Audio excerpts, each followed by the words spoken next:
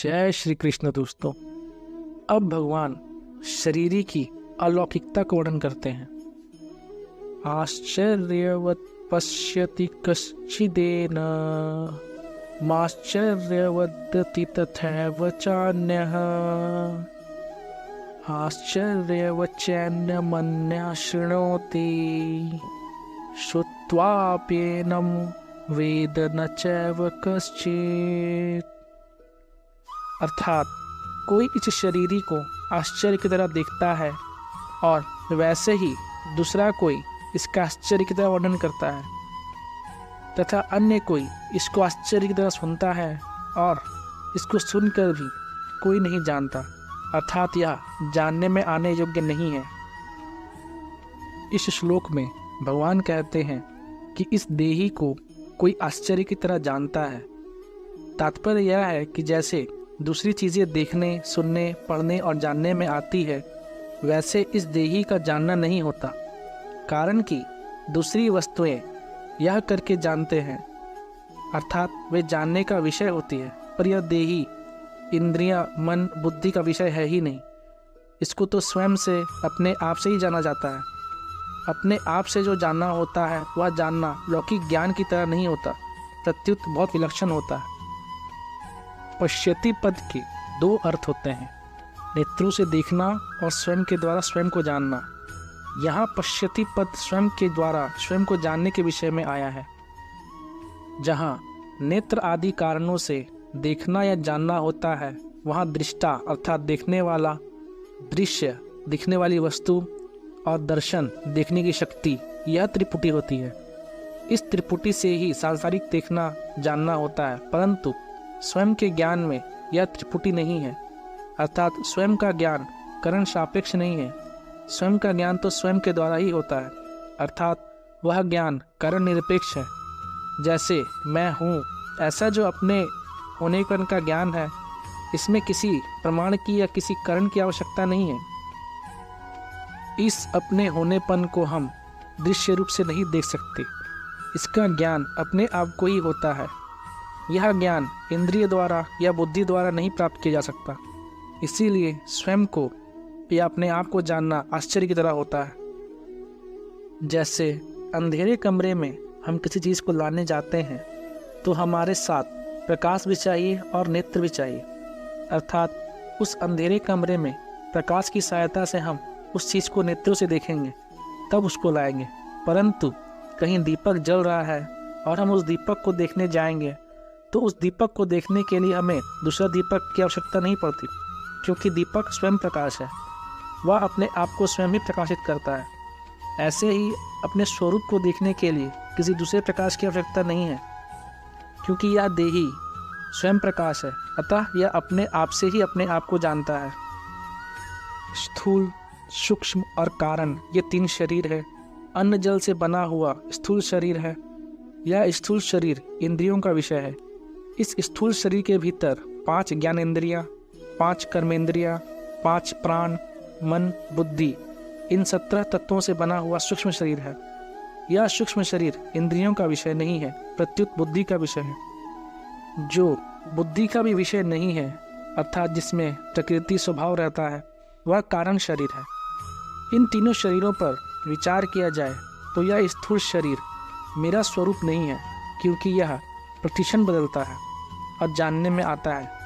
सूक्ष्म शरीर भी बदलता है और जानने में आता है, अतः यह भी मेरा स्वरूप नहीं है। कारण शरीर प्रकृति स्वरूप है, पर देही प्रकृति से भी अतीत है, अतः कारण शरीर भी मेरा स्वरूप नहीं है। यह देही जब प्रकृति को छोड़कर अपने स्वरूप में स्थित हो जाता है, तब यह अपने आप से अपने आप को जान लेता है। यह जानना सांसारिक वस्तुओं को जानने की अपेक्षा सर्वथा विलक्षण होता है। यह भगवान ने कहा है कि अपने आप का अनुभव करने वाला कोई एक ही होता है, और आगे 7वें अध्याय के 3 श्लोक में भी यही बात कही है कि कोई एक मनुष्य ही मेरे को तत्व से जानता है।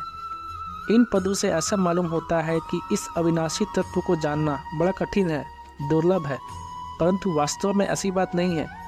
इस तत्व को जानना कठिन नहीं, दुर्लभ नहीं है, परंतु इस तत्व को सच्चे हृदय से जानने वाले की, इस तरफ लगने वाले की ही कमी है। यह कमी जानने की जिज्ञासा कम होने के कारण ही है। इसी तरह कोई दूसरा पुरुष इस देही का आश्चर्य की तरह वर्णन करता है, क्योंकि यह तत्व वाणी का विषय नहीं है। जिससे वाणी भी प्रकाशित होती है, वह वाणी उसका वर्णन कैसे कर सकती है? जो महापुरुष इस तत्व का वर्णन करता है वह तो शाखा चंद्र न्याय की तरह वाणी से इसका केवल संकेत ही करता है, जिससे सुनने वाले का इधर लक्ष्य हो जाए। अतः इसका वर्णन आश्चर्य की तरह ही होता है। यहाँ जो अन्य पद आया है उसका तात्पर्य यह नहीं है कि जो जानने वाला है उससे यह कहने वाला अन्य है, क्योंकि जो स्वयं जानेगा ही नहीं वह वर्णन क्या करेगा।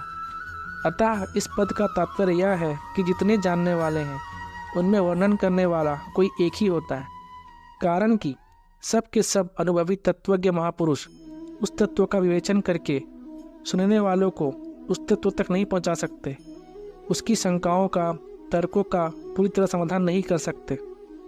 अतः वर्णन करने वाले की विलक्षण क्षमता का गोचन करने के लिए ही यहाँ अन्य पद दिया गया है।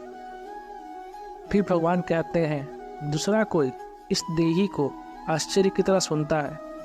तात्पर्य है कि सुनने वाला शास्त्रों की लोक लोकांतरों की जितनी बातें सुनता आया है उन सब बातों से इस देही की बात विलक्षण मालूम देती है, कारण कि दूसरा जो कुछ सुनना है वह सब का सब इंद्रिय मन बुद्धि आदि का विषय है, परंतु यह देही इंद्रियों आदि का विषय नहीं है, प्रत्युत यह इंद्रियों आदि के विषय को प्रकाशित करता है। अतः इस देही की विलक्षण बात वह आश्चर्य की तरह सुनता है। इसको सुन करके भी कोई नहीं जानता। इसका तात्पर्य यह नहीं है कि उसने सुन लिया तो अब वह जानेगा ही नहीं। इसका तात्पर्य यह है कि केवल सुन करके इसको कोई भी नहीं जान सकता। सुनने के बाद जब वह स्वयं उसमें स्थित होगा तब वह अपने आप से ही अपने आप को जानेगा। यहाँ कोई कहे कि शास्त्रों और गुरुजनों से सुनकर ज्ञान तो होता ही है, फिर यहाँ सुन करके भी कोई नहीं जानता, ऐसा कैसे कहा गया है? इस विषय पर थोड़ी गंभीरता से विचार करके देखें कि शास्त्रों पर श्रद्धा स्वयं शास्त्र नहीं कराते और गुरुजन पर श्रद्धा स्वयं गुरुजन नहीं कराते, किंतु साधक स्वयं ही शास्त्र और गुरु पर श्रद्धा विश्वास करता है, स्वयं ही उनके सम्मुख होता है। अगर स्वयं के सम्मुख हुए बिना ही ज्ञान हो जाता तो आज तक भगवान के बहुत अवतार हुए, बड़े बड़े जीवन मुक्त महापुरुष हुए, उनके सामने कोई अज्ञानी रहना ही नहीं चाहिए था, अर्थात सबको तत्व ज्ञान हो जाना चाहिए था। पर ऐसा देखने में नहीं आता। श्रद्धा विश्वासपूर्वक सुनने से स्वरूप में स्थित होने में सहायता तो जरूर मिलती है, पर स्वरूप में स्थित स्वयं ही होता है। अतः उपयुक्त पदों का तात्पर्य तत्व ज्ञान को असंभव बताने में नहीं, प्रत्युत उसे करण निरपेक्ष बताने में है। मनुष्य किसी भी रीति से तत्व को जानने का प्रयत्न क्यों न करे, पर अंत में अपने आप से ही अपने आप को जानेगा। श्रवण मनन आदि साधन तत्व के जानने में परंपरागत साधन है, पर वास्तविक बोध करण निरपेक्ष अपने आप से ही होता है। अपने आप से अपने आप को जानना क्या होता है? एक होता है करना, एक होता है देखना और एक होता है जानना। करने में कर्मेंद्रियों की, देखने में ज्ञानेंद्रियों की और जानने में स्वयं की मुख्यता होती है। ज्ञानेंद्रियों के द्वारा जानना नहीं होता, प्रत्युत देखना होता है, जो कि व्यवहार में उपयोगी है। स्वयं के द्वारा जो जानना होता है वह दो तरह का होता है। एक तो शरीर संसार के साथ मेरी सदा भिन्नता है और दूसरा परमात्मा के साथ मेरी सदा अभिन्नता है।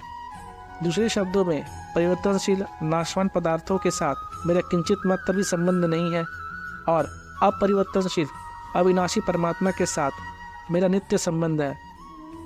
ऐसा जानने के बाद फिर स्वतः अनुभव होता है।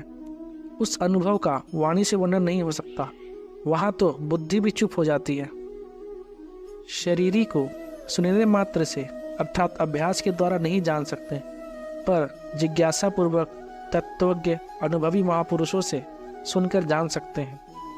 तत्व का अनुभव करने वालों में भी वर्णन करने वाला कोई एक ही होता है। सबके सब अनुभव करने वाले उसका वर्णन नहीं कर सकते।